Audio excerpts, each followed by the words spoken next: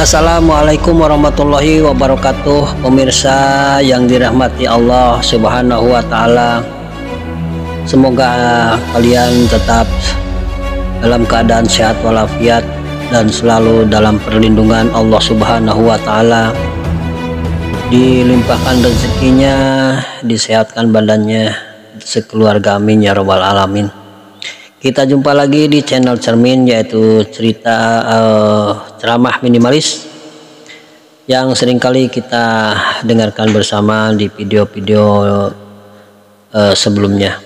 Untuk kali ini saya ingin menyampaikan satu materi dengan judul persaudaraan Islamiyah. Bismillahirrahmanirrahim. Alhamdulillahirabbil alamin wa bihi nasta'inu ala umuri dunya waddin. Wassalatu wassalamu ala asrafil anbiya'i wal mursalin Muhammadin khatamin nabiyyina wa ala alihi wa sahbihi ajmain.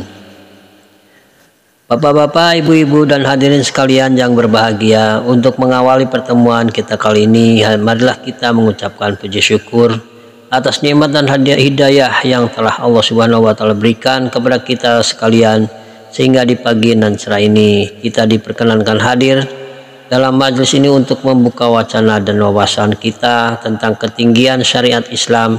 Semoga kegiatan ini memberikan kemaslahatan dan ridho Allah Subhanahu wa Ta'ala. Salawat dan salam semoga terlimpah pada junjungan dan suri tauladan kita, Nabi besar Muhammad Sallallahu Alaihi Wasallam, juga kepada segenap keluarga, para sahabat, serta orang yang senantiasa istiqomah mengikuti petunjuk beliau. Bapak-bapak, ibu-ibu dan hadirin sekalian yang berbahagia, Islam adalah yang memberikan cinta, kasih sayang, dan menjunjung tinggi nilai persaudaraan. Ini tercermin dari firman Allah Subhanahu wa Ta'ala dalam Al-Quran surat Al-Imran ayat 103 yang berbunyi, A'udzubillahi minasyaitonirrajim, Bismillahirrahmanirrahim. Wa antasimu bihablillahi jami'an wa la tafarraqu wazkuru ni'matallahi alaikum iz kuntum a'da'an fa'allafa baina qulubikum wa asbahtum bi ni'matihi ikhwana. Yang artinya, berpeganglah kamu semua kepada tali Allah dan janganlah kamu bercerai-berai, dan ingatlah akan nikmat Allah kepadamu ketika kamu dahulu bermusuh-musuhan, maka Allah menjinakkan antara hatimu, lalu menjadikan kamu karena nikmat Allah orang-orang yang bersaudara.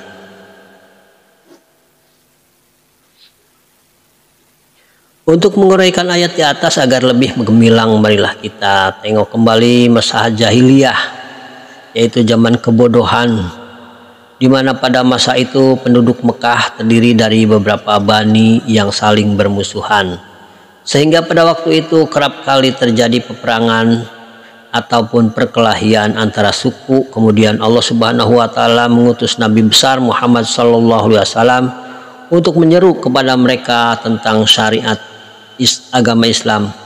Maka saat itulah hati mereka disatukan oleh Allah Subhanahu wa Ta'ala dalam sebuah ukhuwah Islamiyah, sebuah persaudaraan yang tidak mengenal adanya perbedaan, baik itu dari suku, warna kulit ataupun golongan. Sebab di mata Allah Subhanahu wa Ta'ala yang membedakan di antara mereka semua hanyalah iman yang ada dalam hati mereka masing-masing. Bapak-bapak, ibu-ibu dan saudara sekalian yang berbahagia, patutlah kita bersyukur. Patutlah kita mensyukuri nikmat persaudaraan ini dengan senantiasa menjaga keutuhan dan kerukunan di antara sesama orang mukmin. Oleh karena itu, kepada sesama saudara hendaklah saling mengasihi, saling menasehati, dan saling meringankan beban satu sama lain. Sebab orang mukmin dengan mukmin lainnya itu adalah laksana satu tubuh, yang mana apabila salah satu anggota tubuh sakit, maka yang lainnya pun dapat merasakan sakit tersebut. Demikianlah yang dikatakan oleh Rasulullah Shallallahu Alaihi Wasallam. Untuk itu, marilah kita pupuk persaudaraan ini dengan saling menebar kasih sayang, saling bantu-membantu, dan saling berlomba-lomba dalam kebajikan dan kebaikan. sehingga akan benar-benar tercipta sebuah ukhuwah yang islami, persaudaraan yang senantiasa berpegang teguh pada tali agama Allah Subhanahu wa taala. Allah menegaskan hal ini dengan firman-Nya, A'udzubillahi minasyaitonirrajim. Bismillahirrahmanirrahim. Wa ta'awanu 'alal birri wat taqwa wa la ta'awanu 'alal itsmi wal udwan. Dan tolong menolonglah kamu dalam mengerjakan kebajikan dan takwa, dan janganlah kamu tolong menolong dalam berbuat dosa dan permusuhan.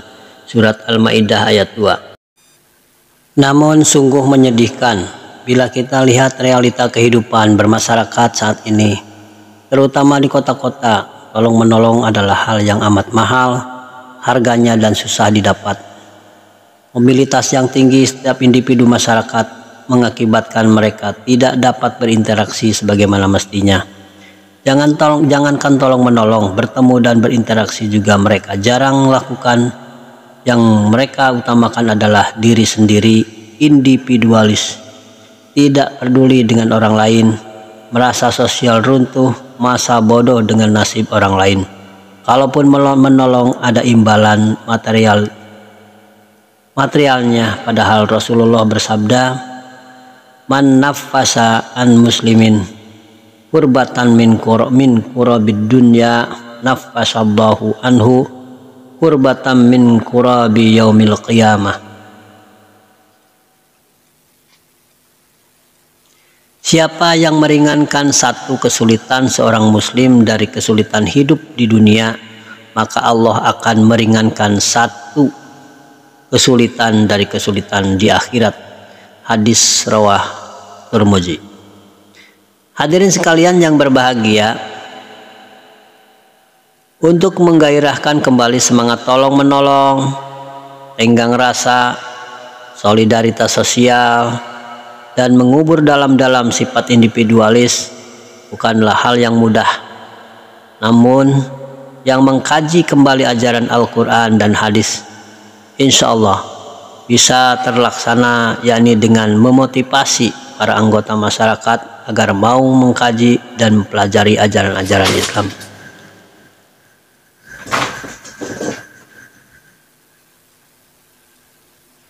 Islam mengajarkan bahwa hakikat beragama adalah terwujudnya dua tali atau hubungan, yakni hubungan vertikal kepada Allah dan hubungan horizontal dengan masyarakat.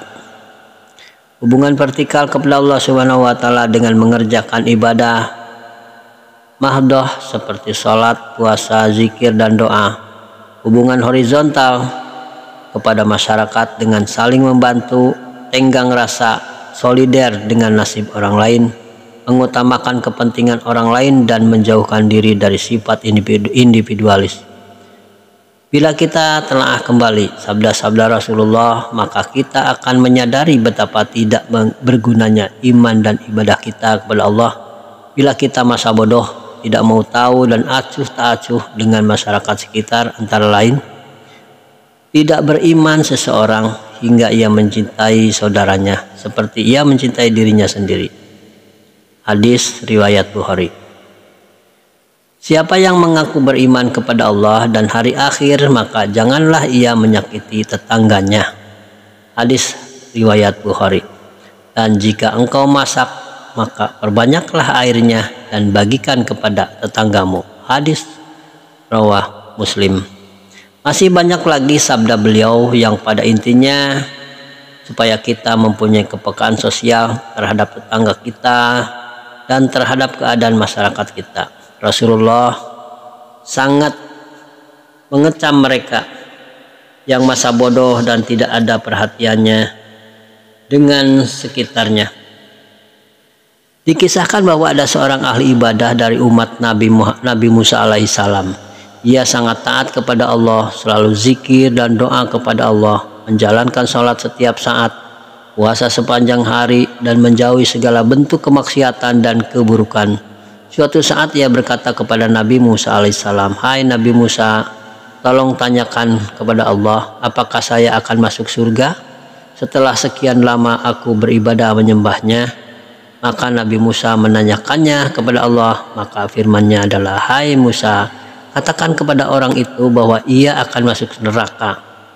karena tidak peduli dengan masyarakatnya, masa bodoh dengan kemaksiatan yang dilakukan kaumnya. Mendengar kabar dari Nabi Musa tersebut, menangislah ahli ibadah tersebut dan menyadari kesalahannya seraya mohon ampun kepada Allah. Suatu saat Bani Israel mengalami kekeringan yang berkepanjangan, maka ahli ibadah tersebut menggenggam pasir dan berkata, sekiranya ini adalah beras, maka akan aku kenyangkan Bani Israel dengan beras ini. Karena ucapannya ini, Allah berfirman kepada Nabi Musa bahwa orang tersebut akan masuk surga. Saudara-saudaraku yang berbahagia, marilah kita hidup saling tolong menolong, saling membantu, saling merasakan kesedihan orang lain, dan merasa senang dengan kebahagiaan orang lain. Kita pupuk rasa sosial dan solidaritas kita kepada sesama dan kubur dalam-dalam sifat kepentingan diri sendiri, egois dan sombong. Dengan demikian insya Allah kita akan menjadi pribadi-pribadi muslim yang sesuai dengan apa yang disyariatkan oleh agama. Kiranya cukup yang dapat kami sampaikan pada kesempatan kali ini. Mudah-mudahan dengan adanya pengkajian seperti ini akan semakin menambah kualitas iman kita di mata Allah Subhanahu wa taala. Wallahu yahdina wa yahdikum ala sawa'is sabil. Wassalamualaikum warahmatullahi wabarakatuh.